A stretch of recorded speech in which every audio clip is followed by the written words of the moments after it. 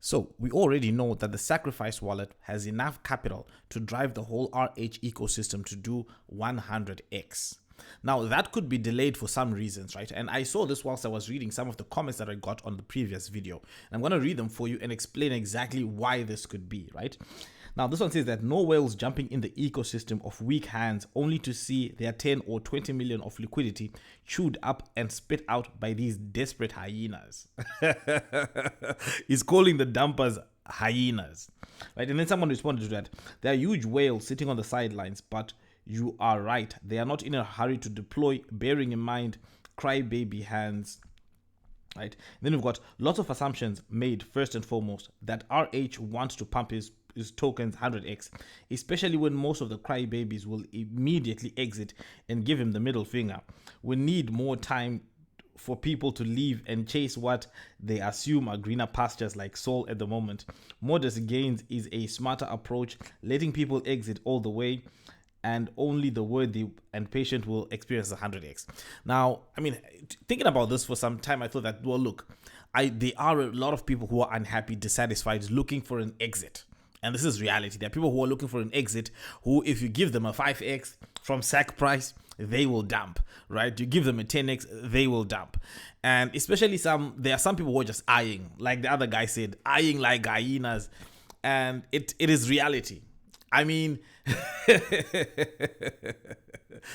and he says that what people perceive Sol to be greener pastures. And I will say Sol has been greener pastures up until now, but it could have experienced its run and it could be done with. So now that we're seeing a dip in the market, the next pump will most likely have a different narrative, because now that the whole market is going down, Sol will quieten up. Meme coins will get even more people wrecked, and then people will want to find something that has real value.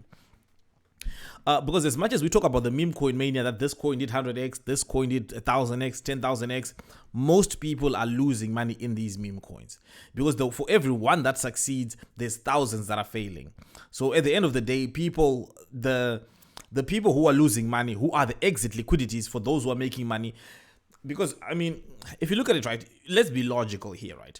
A meme coin is created in one day, and that same meme coin has a lot of whales that are buying in on it. It gets an exchange listing in under 24 hours. It's being tweeted by some of the biggest accounts on crypto Twitter. They're tweeting about it. That smells like insiders to me. So for the coins that really do extraordinarily well, some of them are the ones that insiders get in on. And so if you're not one of those people, you don't know if you're getting into a coin that the insiders are going to pump up, that they're going to put on the big major exchanges, or you're just getting into the next pump and dump. So I think that that narrative won't be the Solana narrative might not be as strong in the next pump. Because right now we're in a dip, and this dip might last a few days, but then the next pump will probably come with a different narrative, maybe on a different chain. It might still be Solana, but I don't think meme coin mania has the strength to last for 3, 4, 5 months. Especially when there's a new one, there's a new coin popping up in the next every day. Every day there's so many, whatever. People are just trying to go viral to launch the next one. So there's an abundance of this. So having said that, I don't think that those are greener pastures. And I also think that if you want to compare with the other layer ones have not outperformed either, like your Matic, like your Avalanche. Like people are starting to talk about Phantom, that maybe Phantom will have the next big run up. But chasing what seems like greener pastures is probably not a great strategy.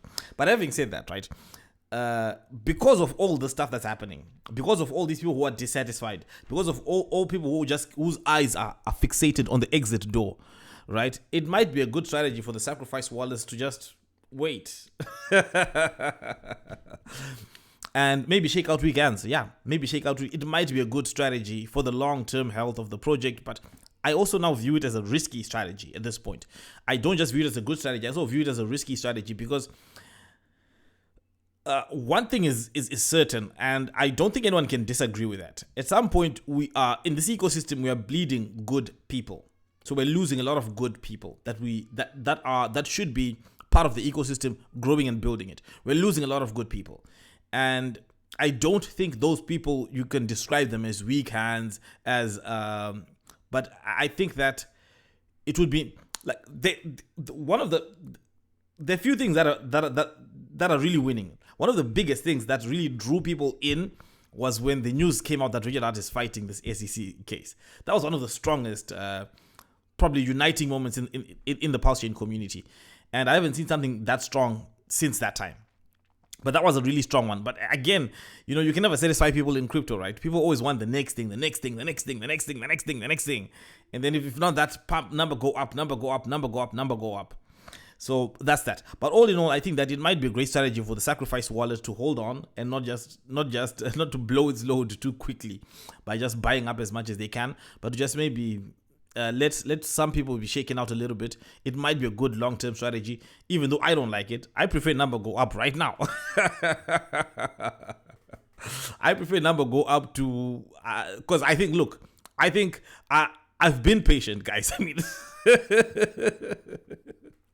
I mean, guys, we've had buying opportunities after buying opportunities after buying opportunities. Many of us right now are watching this. We've been here for the past, I don't know how many years now, for a long time. Since Pulse Chain was an idea, since it was still game theory being thought up, since it was a Binance Smart Chain fork, since all those days, we're all throughout the whole journey. So yeah, for me now, I want number go up. That's what I want. But despite saying that, I also do acknowledge that, yeah, there's a lot of people eyeing the exit door, and it might be a good strategy to just wait, even though I want number go up now, and I don't want to wait anymore. But yeah, let me know what you think about this in the comments below. Thank you guys for watching, and